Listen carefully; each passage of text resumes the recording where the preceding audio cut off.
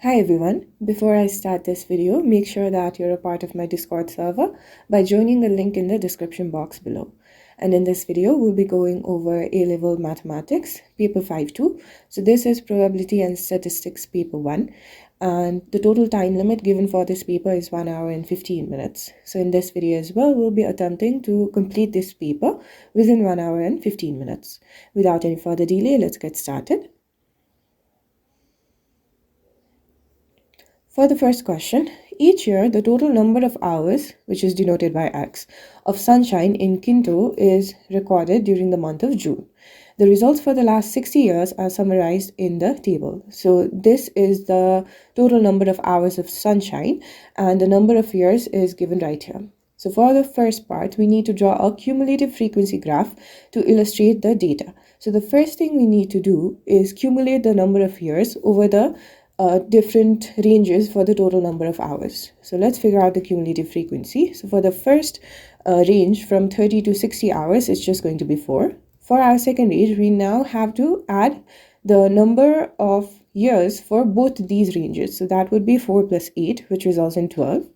Now we need to add all 3 years number of years for the third range. So that will be 12 plus 14 or 4 plus 8 plus 14, which results in 26.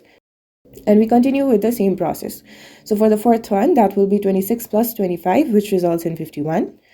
Then for the next one, that will be 51 plus 7, which results in 58. And for our last range, that will be 58 plus 2, which is 60. And always remember that the final one for our cumulative frequency should always result in the total. And in this case, we were told that the total is 60 years. Okay, so now we just have to plot this information in the given graph. Within our graph, these values of X will be denoted in our x-axis, whereas these number of years or the cumulative frequency will be drawn in our y-axis. So for x-axis, we're starting from 30 to 240. So let's draw it out first. So we can start with the bottom. And make sure you guys use a scale so that you have straight line. So this is our x-axis or x, which denotes the total number of hours of sunshine. Okay, now for ranges, we can start with a 0.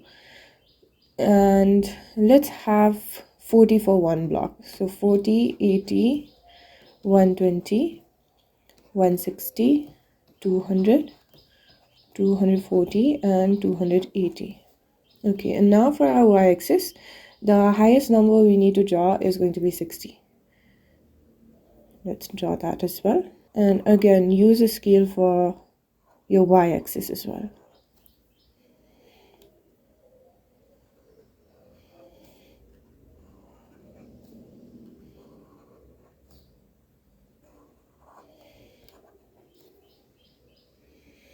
And on this one, we will be plotting our cumulative frequency. Okay, now for y-axis, I think it will be enough if we take 10 for one block. So 10, 20, 30, 40, 50, 60. Okay. Now we need to plot our cumulative frequency to our x. And always remember that the cumulative frequency will be plotted at the upper value. So we will take the point of 4 at our upper value of 60. Let's take a look. So we'll have 60 right here. And we're plotting 4. Since a block is 10, that will just be 4 points upwards. So 1, 2, 3, and 4 right here. Now we repeat the same process. For 90, we place 12. So 80 is right here. Then we'll have 100 in between. So 90 will be somewhere in between. And we need to have 12. So that's 10 right here, 11, 12. Then at 110, we need to plot 26. 110 is right here, and we need to plot 26. So 20 is here. So 6 point upwards will be right here. Then at 140, we need to plot 51. So 140 will be right here. And we need to plot 51. So That will be right here. At 180, we need to plot 58.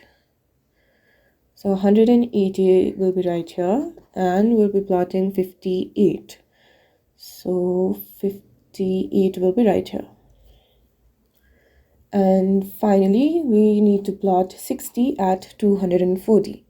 So 240 is right here, and 60 is right here. Now we need to connect these dots. And remember, while connecting the dots for your cumulative frequency graph, you always have to draw the curve freehand. You do not need to use any scale. And we also need to look for our starting point. So that's from 30. So at our starting point, it's always going to be 0. So we need to connect the dots from here. So that's the first one. Then we have the second one. And make sure it's not a straight line, but rather a curve. Then we have it right there. And make sure that your dots are also visible.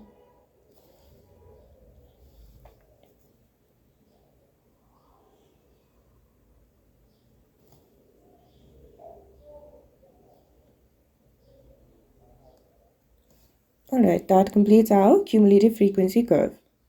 That's all for the first part. Now for the second one, we need to use our graph to estimate the 70th percentile of the data. So this just means that we need to figure out the point in our x-axis where 70% of our cumulative frequency will lie below it. And we know that the total cumulative frequency is 60, right? So the first step would be to figure out 70% of 60. Let's do that. So 60 times 70% results in 42. So 42 is the point on our y-axis. Now we need to figure out the corresponding point in our y-axis, and we'll do so by drawing a line and figuring out the corresponding line to our x-axis from the cumulative frequency graph itself. So we can see that 42 is right here. This is the point, right? Now we need to figure out the corresponding x-axis point from this point itself. So that is just going to be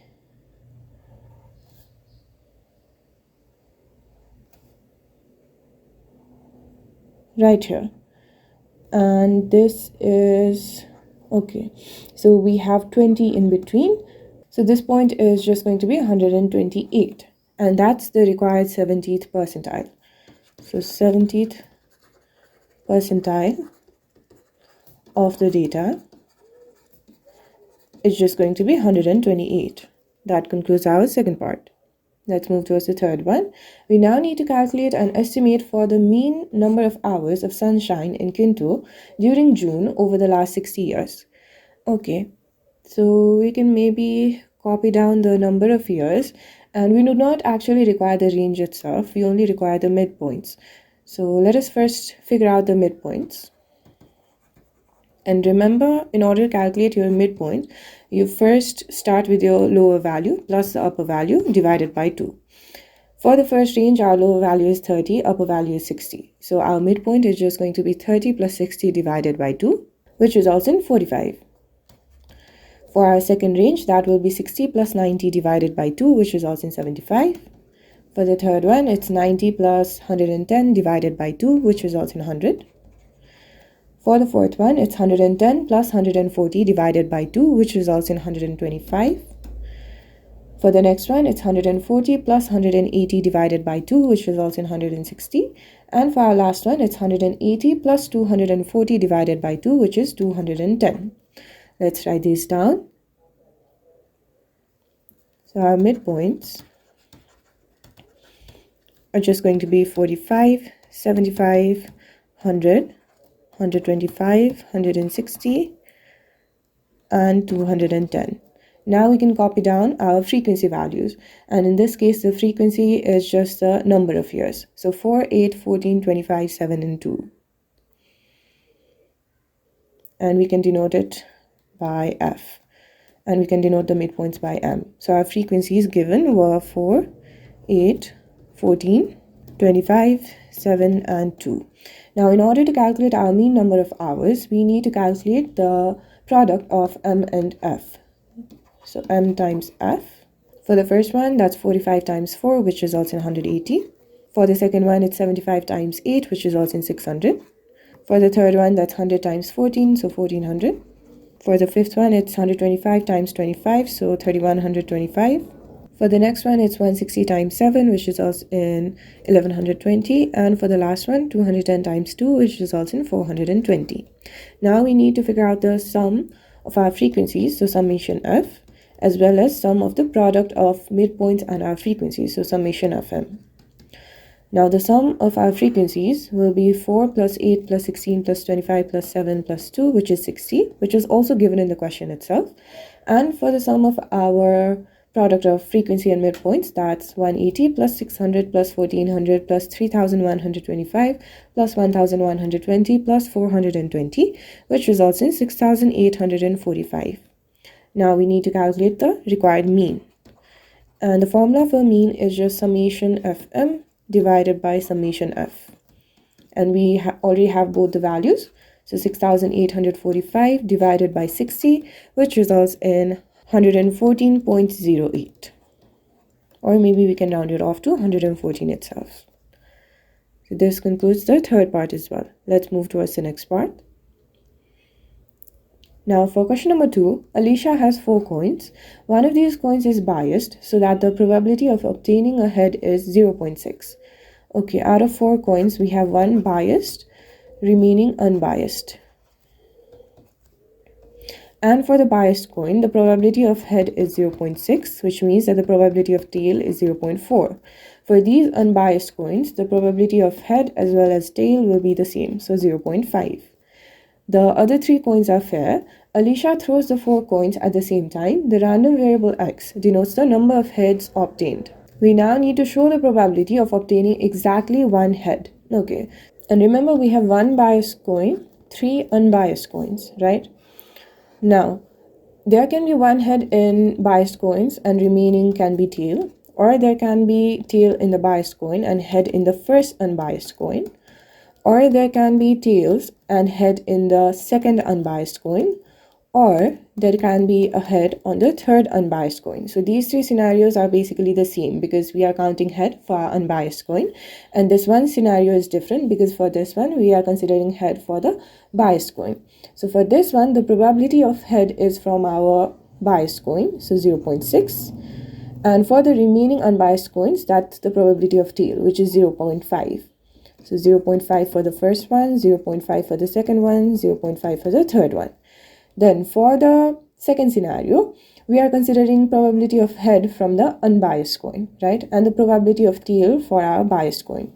So 0.4 times 0.5 times 0.5 times 0.5. And remember, the probability is going to be same for these 3 different scenarios. So rather than writing down the same thing thrice, we can just multiply it by 3. Right? And the sum of these 2 probabilities is going to give the probability of obtaining exactly one head. Now let's calculate it. So 0.6 times 0.5 times 0.5 times 0.5 results in 0.075, and 0.4 times 0.5 times 0.5 times 0.5 times 3 results in 0.15. And the sum of these 2 will give the value of 0.225, which is what we require. That's all for the first part. Let's move towards the second one. Now we need to complete the following probability distribution table for x. Okay, so the first probability we need to figure out is for x equals to 2, which means that we need 2 heads in this scenario. Okay, let's see. We have 4 coins. So for 2 heads, the first scenario is going to be one head from our biased coin and another head from our unbiased coin. And again, that will be 3 different scenarios because the head can be from our first unbiased coin, the second unbiased coin, or the third unbiased coin, right? So the probability of this scenario is just going to be 0.6 times 0.5 times 0.5 times 0.5. That's just for one scenario, right? But remember, we have 3 different scenarios in this case. So we need to multiply it by 3. So that it represents 3 different scenarios where the head can come from either the first unbiased coin or the second unbiased coin or the third unbiased coin. And the second scenario is where our biased coin will provide a tail and both heads will be from our unbiased coins. So it can either be from the first 2 or the second and third or the first and third one. Again, it's going to be three different scenarios. So that will be 0.4 times 0.5 times 0.5 times 0.5, again multiplied by three different scenarios. Right, so the probability of x equals to 2 is just going to be 0.6 times 0.5 cubed, because that's 3 times, multiplied by 3 plus 0.4 times 0.5 cubed times 3. And this results in the value of 0.375. Let's repeat the same process for x equals to 3. Again, we have 4 different coins. Now, the first scenario is where one head will be from our biased coin and the remaining 2 heads will be from the unbiased coin. And remember, for 2 heads from unbiased coin, we have 3 scenarios, which is listed right here. So the probability in this case is just going to be 0.6 times 0.5 cubed multiplied by 3 different scenarios. And the second scenario is when there will be tail from our biased coin and all 3 heads will be from our unbiased coins. So that is just going to be head, head, head. So the probability is just going to be 0.4 times 0.5 cubed, and that's only one scenario. So the probability of x equals to 3 is just going to be 0.6 times 0.5 cubed multiplied by 3 different scenarios, plus 0.4 times 0.5 cubed, which results in the value of 0.275. And you can check whether your calculations are correct or not by adding all of these probabilities. Because always remember that the total probability should be equal to 1. So in this case, that's 0.05 plus 0.225 plus 0.375 plus 0.275 plus 0.075, which results in 1. That's all for the second part. Let's move towards the third one. Okay, we are now given that the expectation of x, which is the mean value, is 2.1. Now we need to figure out the value for variance of x. Alright, and remember the formula for variance of x is expectation of x squared minus expectation of x whole squared. And expectation of x squared is just the summation of x squared multiplied by probability of x equals to x. And for our expectation of x, we already have the value of 2.1. So in order to calculate this one, we can just refer back to our probability distribution table. So what we do is we square these values of x, we multiply it to the relevant probabilities, and then we add all of these values. Okay, so that will be 0 squared times 0.05, which is just going to be 0, so we can completely ignore this. For the second one, it's 1 squared multiplied by 0.225. So 1 times 0.225 plus, for the second scenario, it will be 2 squared multiplied by 0.375. For the third one, it's going to be 3 squared multiplied by 0.275. For the fourth one, that will be 4 squared multiplied by 0.075. And we still need to subtract 2.1 squared. This gives the value of our variance of x to be 0.99. And that's all for our third part. Let's move towards the next part.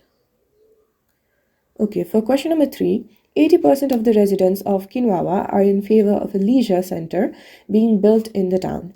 20 residents of Kinwawa are chosen at random and asked in turn whether they are in favor of the leisure center. We need to find the probability that more than 17 of these residents are in favor of the leisure center. So this is clearly a question for binomial distribution, right? Because the total number of residents in this case is 20, and the probability of residents in favor of a leisure center is 80%. So that's 0.8, which means that the value of Q is just going to be 1 minus 0.8, which is 0.2.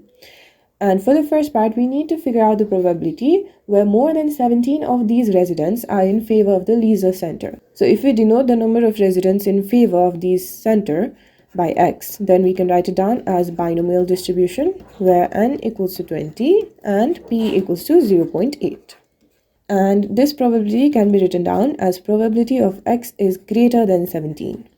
So greater than 17 just means that either its probability of x equals to 18 or it's 19 or it's 20, right? And remember, for our binomial distribution, probability of x equals to r, the formula is just going to be NCR multiplied by probability to the power r multiplied by q to the power n minus r. So we're just going to apply this formula for r equals to 18, 19, and 20. So for 18, that is just going to be 20C18 multiplied by 0.8 to the power 18 multiplied by 0.2 to the power 20 minus 18, which is 2. Then we add the probability for x equals to 19, which is 20C19 multiplied by 0.8 to the power 19 multiplied by 0.2 to the power 1. And our final scenario is 20C20 multiplied by 0.8 to the power 20 multiplied by 0.2 to the power 0. This gives the required value of 0.206. That's the final answer. Let's move towards the next part. We need to find the probability that the fifth person asked is the first person who is not in favor of the leisure center. So this is case of a geometric distribution where the first person is going to be the fifth person or the last person asked in the question. So in this scenario, the first person should be in favor, second one should also be in favor, third should be in favor, fourth should be in favor, and fifth person is the first person who is not in favor. So that's not in favor in this case. Now we just figure out the corresponding probability for this scenario. Remember that the probability of being in favor in this case is 0.8 and probability of not being in favor is 0.2, right? So first person is in favor, so that's 0.8. Second person is in favor, that's again another 0.8. Third person is in favor, so 0.8. Fourth one is also in favor, so another 0.8. And the fifth one is not in favor, so that's 0.2. So this is the probability we're looking for in this scenario, and this results in the value of 0.08192. That's all for the second part. Let's move towards the next one. We now need to find the probability that the seventh person asked is the second person who is not in favor of the leisure center. So we have 7 people in this case: first, second, third, fourth, fifth, sixth, 7. We know for sure that the seventh person is not in favor, right? And this is the second person not in favor, which means that there is a first person who is not in favor in one of these 6 scenarios. So we can understand this part of the scenario as a binomial distribution. So what we're looking for in this case is out of 6 people, one person is not in favor, right? And if we have to write it down in the form of our binomial distribution, we'll have the total number as 6 and the required scenario as 1. And remember, r in this case is the number of people who is not in favor, right? So the probability should also be the probability of people not being in favor, which is 0.2. Or you can understand this as n equals to 6, r equals to 5. And this is a scenario where we're considering the favorable number of people. So here the p would be 0.8. We can do any one of these two. Both of these will result in the same value. So let's go through our favorable scenario in this case. The required probability is just going to be 6C5 because 5 people out of 6 people are in favor of this center, right?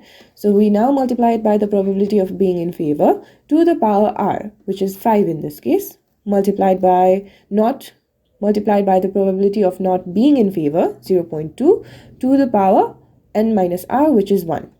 And that's only this scenario. We still have one more scenario left where the seventh person is the second person who is not in favor. So we know for sure that this person is not in favor, right? And the probability of not being in favor is 0.2. So we just have to multiply that probability. This gives the value of 0.0786. That's the required probability. Let's move towards the next part. For the fourth question, the probability that it will rain on any given day is x. Okay, I always find it easier to understand these questions if I draw a probability tree. So let's do that. The first probability is that it will rain on any given day, right? So probability of raining on any given day is x, which means that the probability of not raining is just going to be 1 minus x. Then if it is raining, the probability that Arun wears a hat is 0.8. Okay, we're talking about when it is raining. So if it's raining, the probability of Arun wearing a hat is 0.8, which means that the probability of him not wearing a hat is 0.2. And if it is not raining, the probability that he wears a hat is 0.3. So if it's not raining, the probability that he wears a hat is 0.3, which means that the probability he is not wearing a hat is 0.7. That's just 1 minus 0.3. Then whether it is raining or not, if Arun wears a hat, the probability that he wears a scarf is 0.4. If he wears a hat, probability of wearing a scarf is 0.4 regardless of whether it is raining or not. So not wearing a scarf is 0.6. That's the case for not raining as well. Probability of wearing a scarf is 0.4. Not wearing a scarf is 0.6. Then the probability, if he does not wear a hat, the probability that he wears a scarf is 0.1. So if he does not wear a hat, probability of wearing a scarf is 0.1. Not wearing a scarf is 0.9.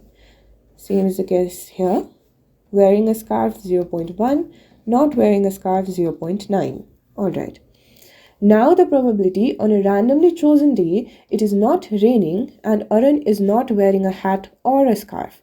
So we're looking at not raining, not wearing a hat, and not wearing a scarf, right? And that probability is given as 0.36. Now we need to calculate the value of x. We know that the probability of these three scenarios is 0.36. And how do we calculate this probability? We just multiply the individual probabilities for these three scenarios. So that is just going to be 1 minus x multiplied by 0.7 multiplied by 0.9. So that is just going to be 1 minus x will be equal to 0.36 divided by 0.7 multiplied by 0.9. So this just means that x will be equal to 1 minus 0.36 divided by 0.7 multiplied by 0.9, which results in the value of 3 by 7. That's the required answer. That's all for this question. Let's move towards the next one. For the fifth question, Marco has 4 boxes labeled K, L, M, and N. He places them in a straight line in the order K, L, M, N with K on the left. So the order is just K, L, M, and N. Alright. Then Marco also has 4 colored marbles. One is red, one is green, one is white, and yellow. So red, green, white, yellow. These are the marbles. He places a single marble in each box at random. Events A and B are defined as follows. So event A is when the white marble is in either box L or box M. Okay. And event B is when the red marble is to the left of both green marble and yellow marble. Now we need to determine whether or not events A and B are independent. Okay. So event A and B will be independent if probability of A multiplied by probability of B will be equal to probability of A intersection B, which means that we need to figure out these 3 probabilities. Let's start with probability of A. So the event A is when white marble is in either box L or box M, right? So white marble, we can place it in one of 4 boxes. So the total cases for white marble is 4. And we're only considering when the white marble is in L or M. So that's 2 out of 4 boxes. That's the probability. So 2 by 4, we can also write it down as 1 by 2. That's probability of event A. Now let's figure out probability of event B. Probability of event B is a bit tricky because we need to consider scenarios where the red marble is to the left of both the green as well as yellow marble. Okay. So we have 4 boxes, right? And we need to consider red to the left of green and yellow. Let us first consider the scenario where green and yellow marbles are to the extreme right. So in these 2 boxes, right? So red can be here in that scenario. And in the very same scenario, red can be here and yellow can be here and green can be here, right? That's the second scenario. Now, in the same scenario, red can be on box K as well. That's still left to both the green marble and yellow marble. Again, another scenario will be where green and yellow marbles are switched. Still, red marble is to the left. Now let us consider a scenario where green and yellow marbles will be in the boxes L and M. So green and yellow are here, red will be here. Second scenario will be red here, yellow and green here. And in the remaining spaces, there will be white marbles.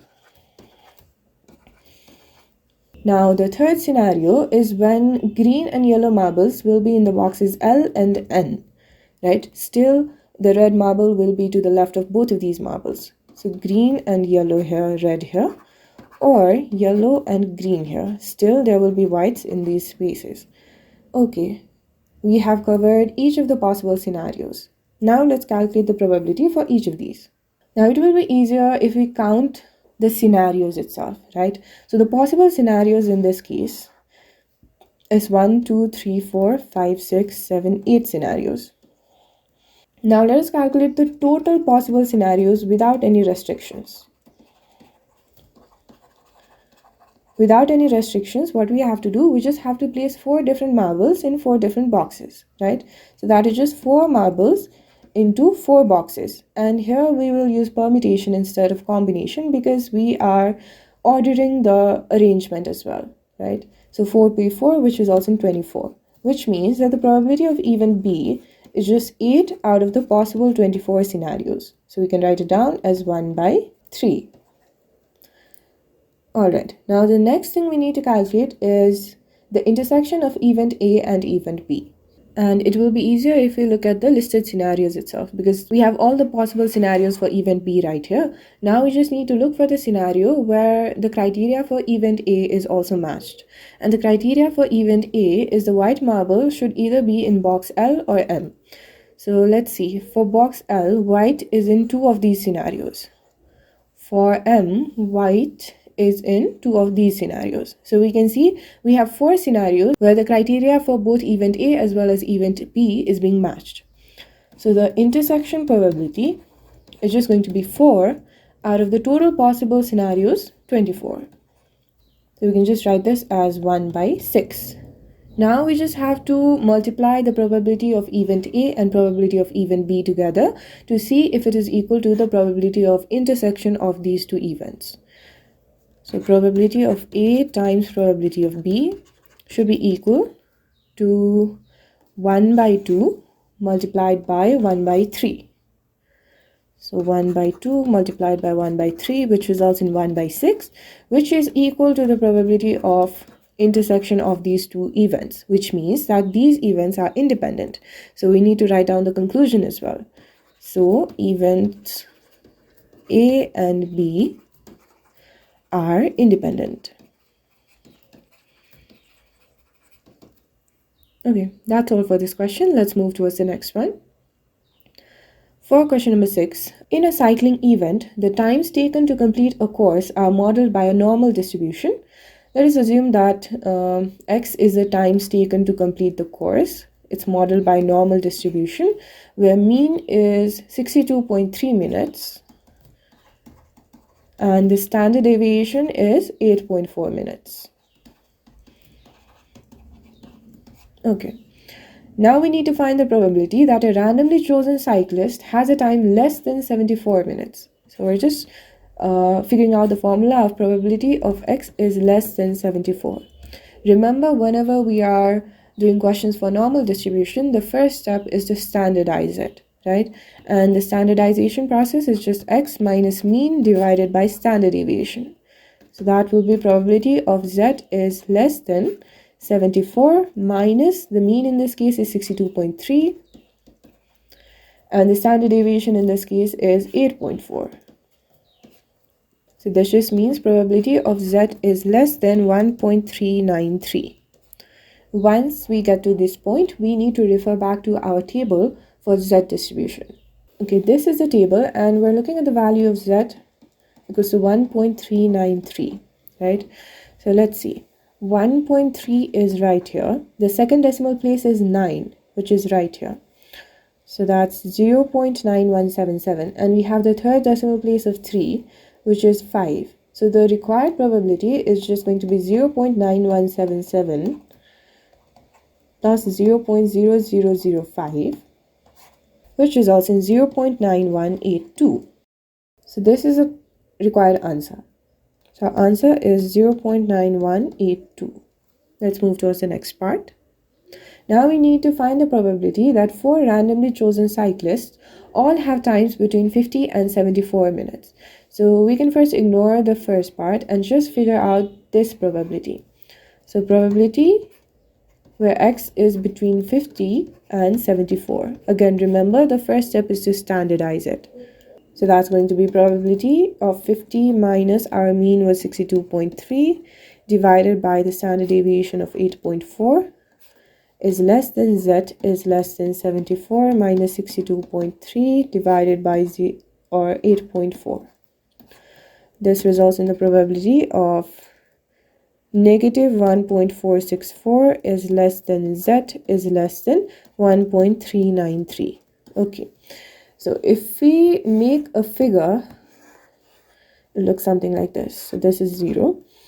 Now the first point we have is 1.393 and the second point is negative 1.464 and we require this area, right? So what we can do is we can first figure out the probability less than 1.393. Right? And then we can figure out probability less than negative 1.464 and we can subtract this area from this total area. So only the value for our shaded region is given. So we can write it down as probability of z less than 1.393 minus probability of z less than minus 1.464. Right? And remember our major property of this normal distribution is that this figure is symmetrical. So if you're looking for probability less than negative 1.464, it will be equal to the probability 1.464 greater. So this region will be equal to this region. So we can again write this down as probability of z less than 1.393 minus 1 minus probability of z less than 1.464. Right? Because if we subtract this area from our total probability of 1, then we'll get this area. And that's what we require. We already have the probability less than 1.393 from the first part. So that's just 0.9182 minus 1 minus. Now let's figure out the probability less than 1.464. Again, we have to refer back to our formula table. In this case, we're looking for z equals to 1.464. So 1.4 is right here. Second decimal place is 6. So this value. The third decimal place is 4. So this value. And the total probability is just going to be 0.9279 plus 0.0006, which results in the value of 0.9285. So 0.9285. Now 0.9182 minus 1 minus 0.9285 is 0.0715 and the required probability is going to be 0.8467. Okay, but also remember that we only did the second part of this question. Now let's look at the first part. We need to find the probability that 4 randomly chosen cyclists all have times between 50 and 74. This is the probability for only one of those cyclists. Now we have to repeat the same probability for 4 cyclists. So the required probability is just going to be 0.8467 for 4 cyclists. So we can just raise the power to 4. This results in the value of 0.514. That's the required probability. That's all for the second part. Let's move towards the next one. Okay, now in a different cycling event, the times can also be modeled by a normal distribution. 23% of the cyclists have times less than 36 minutes. 10% of the cyclists have times greater than 54 minutes. And we need to figure out the estimates for the mean and standard deviation of this distribution. Let's say that the times in this different cycling event can be denoted by y. So we have a normal distribution with mean and standard deviation. We need to figure both of these out, and we have been given 2 different probabilities. So the times less than 36 minutes is 23%. So that's just 0.23. And times greater than 54 minutes is given as 10%. So 0.10. Now, again, remember to standardize. So that will be z is less than 36 minus mean divided by standard deviation will be 0.23, and z greater than 54 minus mean by sigma will be 0.10. Okay, now let's draw the figures. For the first scenario, the probability less than this value is 0.23, right? So somewhere around here. And remember the property of symmetricity. So clearly this value is negative, right? So if we take the positive value, so that will be minus 36 minus mu by sigma, then the probability greater than this is also 0.23, right? Which means that the probability less than this value, or let us just denote it by A. So the probability less than A, negative A, sorry, because this is now in the opposite side, less than this value is going to be 1 minus 0.23, which is 0.77, right? Now let's prepare the figure for this side as well. So in this case, greater than this value is 0.10. So it's somewhere around here because this is 0.10. Now let us denote this by B. So the probability less than B will be 1 minus 0.10, which is 0.90. Now we just need to figure out the values for negative A and positive B, right? Where we look for 0.77 and 0.90. So we're looking for 0.77 and 0.90. And remember, these two are the probabilities itself. So we need to look inside the table for these values. Let's start with 0.77. Okay. I think the closest one we have is right here. Now, what do we need to add to this so that we get 0.77? So 0.77 minus 0.7673 is going to be 0.0027. So 27 is given right here, which means that the corresponding z value is going to be 0.7, where the second decimal place is 3 and the third decimal place is 9. Now we repeat the same process for 0.90 as well. So for 0.90, let's see. The closest one is right here. And 0.90 is a pretty standard value, so it will also be given right here. So for probability of 0.90, the corresponding z should be 1.282. So we have 1.282 and 0.739. That's our required values. So our A is just going to be 0.739 and B is going to be 1.282. So 36 minus mu divided by sigma is 0.739. And remember, actually, this is the value for negative A on this side. So if we're looking at this side, that should be a negative value because it's lower than 0, right? Now for the other side, that's 54 minus mu divided by sigma will be equal to 1.282. Now we have two different variables and two different equations, so we can easily solve it and figure out the value for mu and sigma. So 36 minus mu is equal to minus 0.739. 54 minus mu is equal to 1.282 sigma. Now we can subtract one of the equation from the other one. So 36 minus mu equals to minus 0.739. 54 minus mu will be equal to, sorry, here should be sigma as well, 1.282 sigma. And we're subtracting it, so we need to change the signs. So 36 minus 54 will be equal to minus 18. The mu's will get cancelled out. Then minus 0.739 minus 1.282. So will be equal to minus 2.021 sigma. So sigma is just going to be minus 18 divided by minus 2.012. So that's 8.91. Let's write it down to 2 decimal places. Now we can figure out the value of mu by substituting the value of sigma into any one of these equations.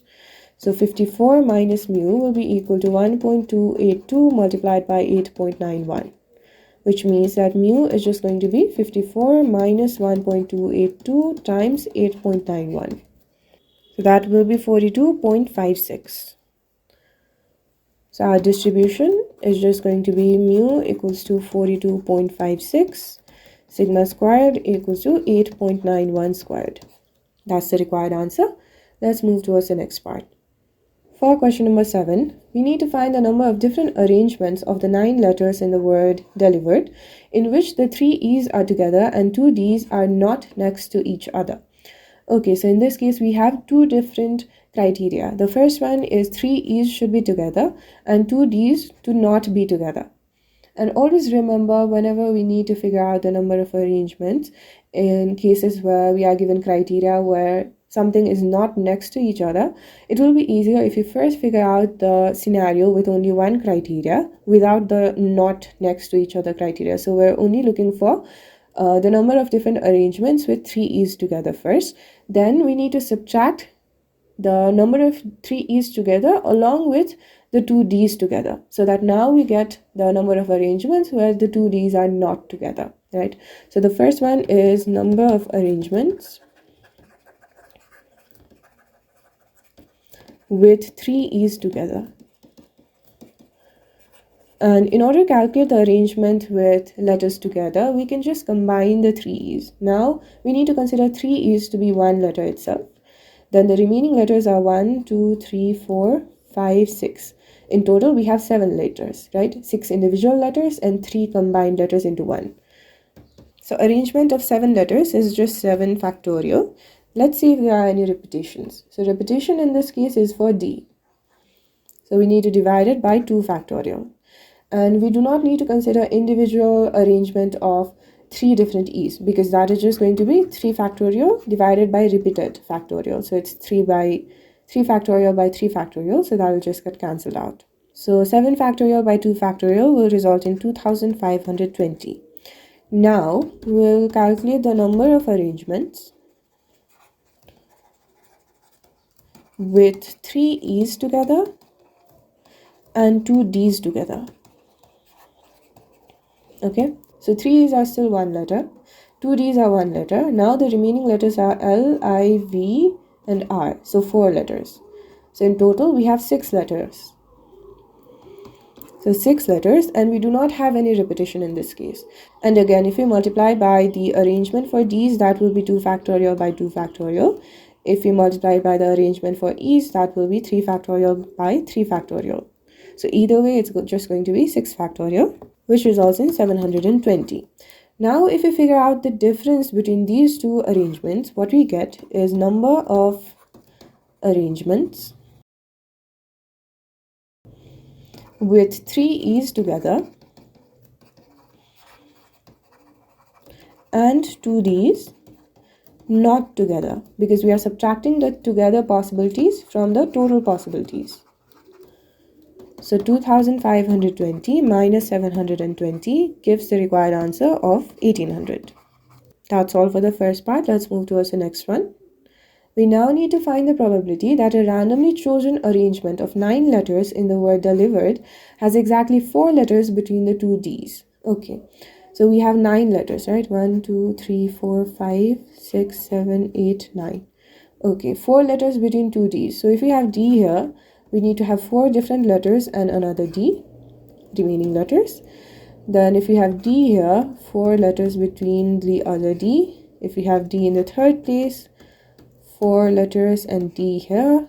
And for the fourth place, 4 letters and D here.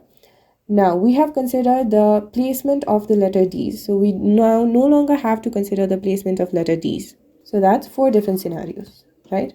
So out of 9 letters, we've already considered 2 different letters. Now we only need to consider for the remaining 7 letters. So that's times 7 factorial. And remember, we can still switch the position between these 2 D's, right? So there's 2 different scenarios, so multiplied by 2. And this results in the total possible scenarios of 40,320. And these are only the number of possible arrangements, right? But in this case, we need to figure out the probability.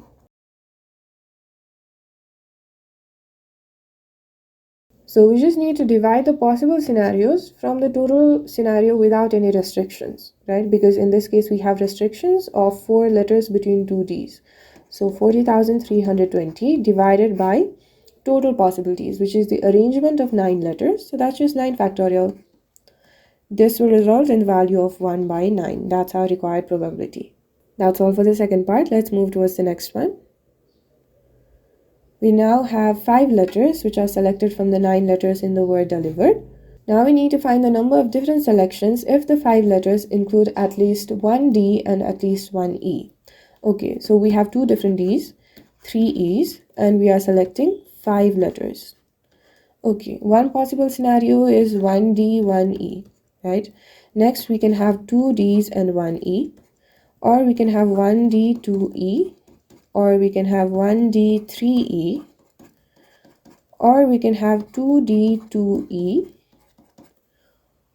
or we can have 2D and 3 E's. So in this case, we have clearly listed out the possibilities of D's and E's.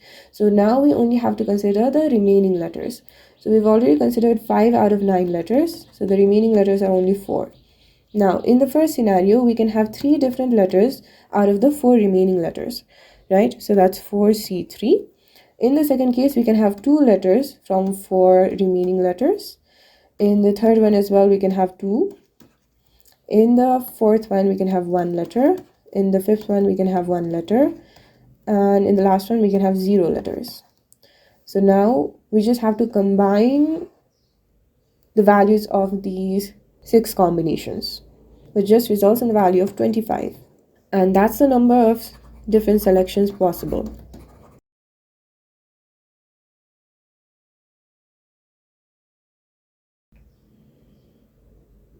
Okay, that's all for this paper. If you found this video useful, make sure that you like the video and leave a comment below. And make sure you subscribe to the channel and hit the bell icon so that you do not miss any of these videos in the future. Thank you.